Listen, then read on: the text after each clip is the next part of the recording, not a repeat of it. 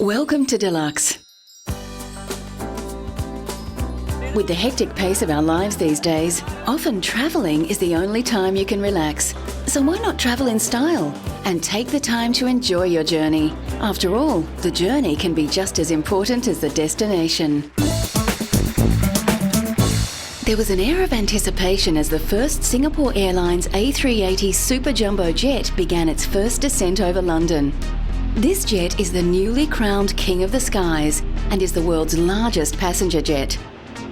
This Leviathan of the skies is powered by giant Rolls-Royce engines and can carry over 500 passengers. Many of the passengers on this inaugural flight didn't realise that they were to be the first to fly on the new Super Jumbo jet. All were welcomed on board with champagne and a personalised certificate as a memory of the historic journey. A special aspect of the plane is the way its interior has been specially designed with the passengers in mind. I think what we've tried to do in this cabin is something that personifies luxury, comfort, space, all of the things that the A380 allows us to do with more cabin space, actually transferring some of that to customers on board to make them feel more like they're in an Orient Express type environment, or something that's perhaps more akin to the private jet that they might think about flying instead. The first A380 was delivered to Singapore Airlines last year and has completed over 100 test flights. On board, it has twin-aisle cabins on the upper and lower decks with additional floor space, allowing 550 seats on board, with attention paid to economy class passengers. The seats are wider, there's more room between the seats, the entertainment system is better, the screens are bigger, there's much more open space in the cabin. The aircraft is powered by 4 Rolls-Royce Trent 900 engines and has 10 fuel tanks with a capacity of 131,000 litres, giving it a non-stop travel range of 8,000 nautical miles. It also complies with international noise emission limits, including the stricter regulations of Heathrow, enabling it to operate at night. The pilots behind the controls say it's a pleasure to fly. In terms of handling it, the aircraft is a joy. It doesn't feel the size it is, and pretty much all the pilots that I speak to that have flown the A380 are very happy with it. Passengers on the inaugural flight were also full of praise for the A380. The noise is less, and the whole thing is more spacious with the colours and everything. And I think they've done a really good job. Really great, much better than the last plane. Absolutely wonderful, really good. Nice. Well, this particular is nice and spacious, but feels spacious, feels smooth, nice, very good plane. The A380 ends the nearly 37-year reign of the US-made Boeing 747 jumbo jet as the world's most spacious passenger plane. The 747 jumbo jet generally carries about 400 passengers. Airbus, the European manufacturer of the A380, says the new plane is the most fuel-efficient and quietest passenger jet ever built, from inside and out. The Airbus consortium already has firm orders for over 170 A380s. With its design, size and aeronautical capability, the Super Jumbo will be one of the leading aircraft used by travellers around the world. If you've ever wondered what the inside of the planes of tomorrow will look like, a recent exhibition in Germany gave all the answers. Executives from the aircraft industry met in Hamburg recently to unveil the latest in cabin designs at the Aircraft Interiors Expo. This is the world's largest exhibition exclusively focused on airline interior design and airline cabin system engineering. Now in its 9th year, the Aircraft Interiors Expo covers more than 30,000 square metres of space and includes more than 500 exhibitors from 27 countries. From luxury seating pods, lavishly decorated with a black and white paisley material, to intimate private dining areas, every type of luxury cabin was on display at the Aircraft Interiors Expo. Comfy cabins displayed beds and other features designed to make passengers' journeys as relaxing as possible. A first-class ticket will ensure a first-class sleep in this aircraft cabin created by Avio Interiors for the Air India B777. Another cabin allows the passenger to achieve their perfect seating position. What we see happening in the marketplace today is that you have very long flights, 12, 13, 14, 15 hours.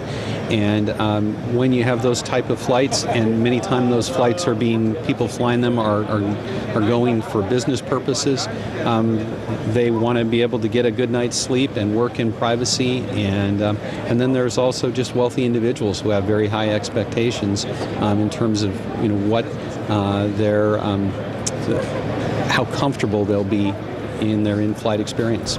BE Aerospace unveiled their new business class seats for United Airlines, featuring everything a business executive needs to arrive at their destination relaxed and refreshed. Airbus was also showcasing the new A350 XWB cabin. The plane's revolutionary design allows for far greater freedom with the passenger cabin layout. The A350's straight side walls will provide more head and shoulder room and wider seats to make it the widest cabin ever. The extra wide body firstly gives you more cabin width, a straighter side wall. The side of the cabin is straighter, which means the passenger has more space around the head and the shoulder.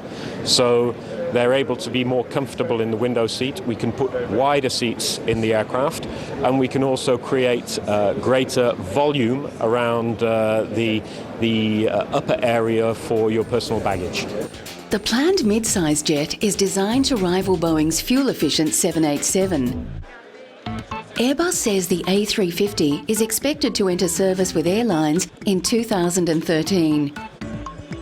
One key innovation of Lufthansa Technik is AeroKid. No longer a detachable child seat, the integrated seat concept is designed to make child travel easy and efficient. Lufthansa Technik's iPod docking station allows the integration of a video or audio-capable iPod on all IFE systems supporting Ethernet or video audio auxiliary inputs. We're taking an approach that's a little bit different than what people are doing today. We're looking forward to an IP-enabled aircraft, whereby instead of having a mini picocell site on the aircraft, we're going to be looking at hotspot coverage and voice over IP. Hamburg is considered one of Europe's and the world's leading aviation centres. It's known especially as a centre for aircraft interior and technology design and manufacturing. Airbus has a major facility here, as does the German airline Lufthansa and other companies working in the sector. For businessmen who want to travel in style but want to bring their office with them, a company in Greece has created the ultimate vehicle. Whether the motive is for meetings by the beach or conferences on the commute, the blackened windows and leather upholstery of the limo bus offers the solution in Greece. Angelos Simolis, one of its creators who works for a special events company, said the vehicle is unique to Greece and Europe. We know that the most expensive thing in our life is time. And with this bus, we are earning time, and whenever we are earning time, we're earning money. Each of the 29 swivel armchairs has internet and iPod hookup, Wi-Fi, a mounted video screen for DVD, CD and satellite television, while the back of the bus has been transformed into a conference room. Its conference table is surrounded by television screens, phones, printers, faxes and microphones, allowing for any type of meeting, from face-to-face meetings through to video teleconferencing. The bus, which has been 14 months in the making, has internal and external security cameras, laser card recognition at the entrances, and a track and trace system to find the bus's location from head office wherever it's travelling. On the luxury side, there is a kitchen with a dishwasher, oven, espresso machine and microwave, fridge and freezer, a wardrobe, a bathroom full of toiletries and filtered water in the tap. A waiter or full catering service can also be hired. The bus was tailor-made in Holland and is to be rented for $2,600 a day, twice the price of a regular limousine. Simolis said in his research he could find nothing in Greece or Europe that compared in such high technology capabilities as the limo bus, and is targeting businessmen, celebrities and diplomats on the move. Coming up, we go to sea with the grandest dame of all and look at the ultimate private yacht.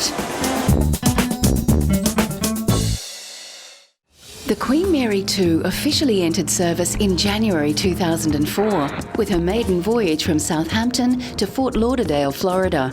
The 2-week cruise was a sellout. Everything about the Queen Mary II is big. She stretches 345 metres, the length of 41 double-decker buses, and 5 times longer than Cunard's first ship, the Britannia.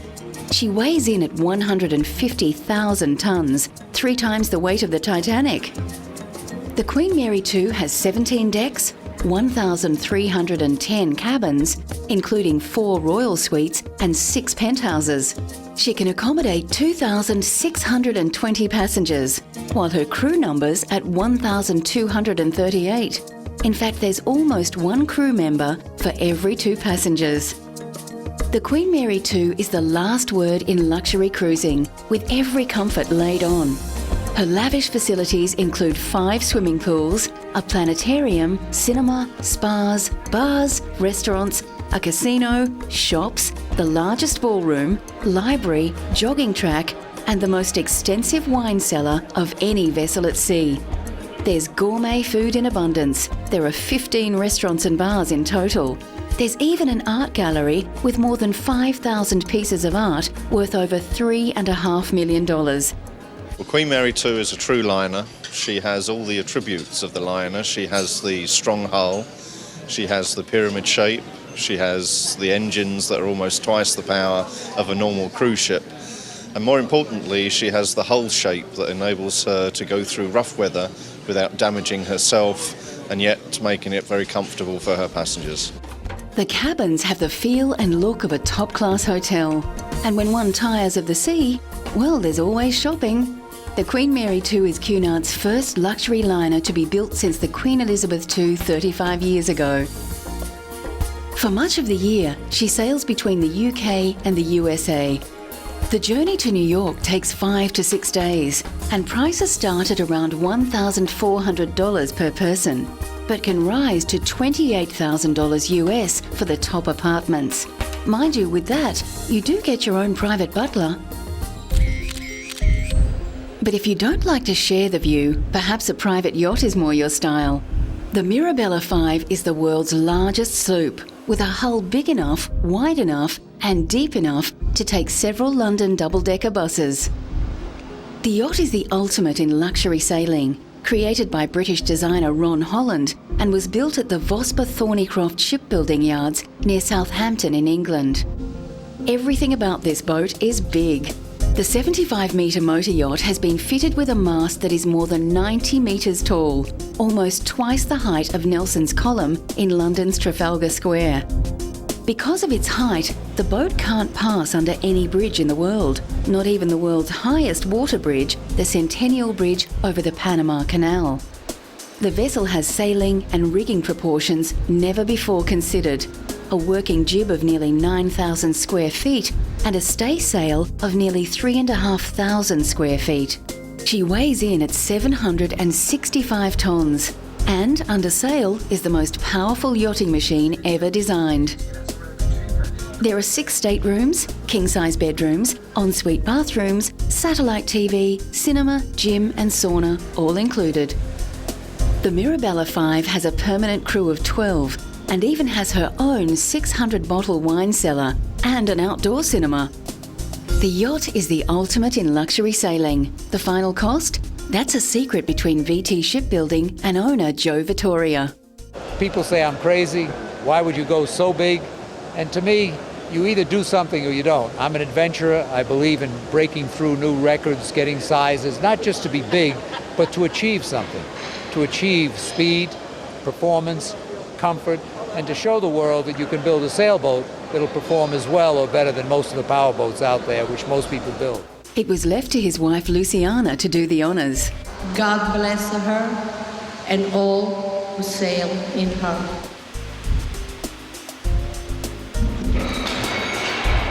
Since being launched, the Mirabella 5 has been operating around the Mediterranean and the Caribbean, but only those with the deepest of pockets need apply.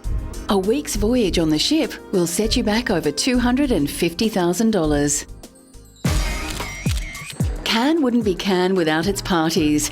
An essential element of the experience every night of the 12-day film festival, the Croisette is littered with parties attended by directors, actors, models and musicians celebrating film screenings.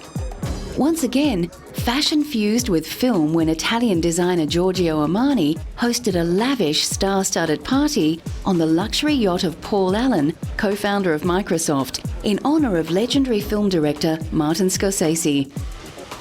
Armani, who told reporters of his love affair with film and plans for a bigger role in movies in the future, has long been a friend of Scorsese.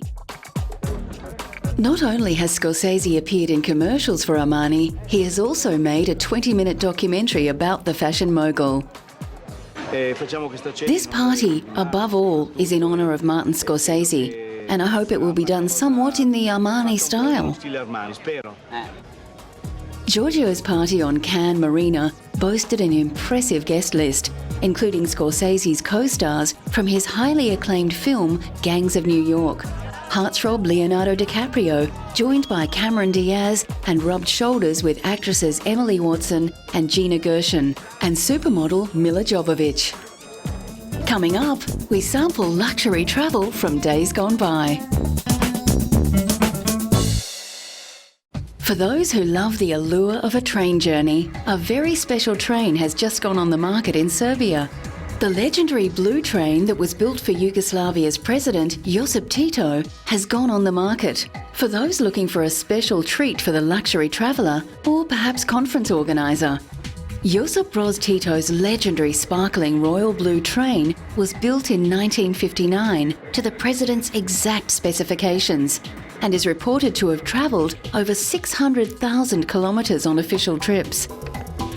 Made up of a total of 20 carriages, it features a fully equipped kitchen, a restaurant carriage, apartment suites with private bathrooms, as well as a special carriage which carried Tito's many luxury cars. It also features a 28-seat conference room and Tito's personal carriages decorated in blue, where he used to relax with his wife Jovanka. The blue train has crisscrossed Yugoslavia's 6 republics and has hosted receptions for Tito's Communist Party officials and visiting dignitaries, such as Britain's Queen Elizabeth and French President François Mitterrand. The last time the train was in Tito's service was in May 1980, when it carried his coffin from Ljubljana in Slovenia, where he died after months of illness, across the country to Yugoslavia's capital, Belgrade. It was taken out of circulation shortly after and was left parked for years in a depot as Yugoslavia fell apart in war and ethnic strife in the 1990s. Serbia's railway company started hiring the train out to companies or groups for conferences and corporate entertainment in 2005, but only for one-day trips and only within Serbia. A German commuter airline company based in the Philippines, Southeast Asian Airlines, has relaunched a Dornier 24 ATT, one of the world's largest flying boats. There were 2 stages to the aircraft's rehabilitation.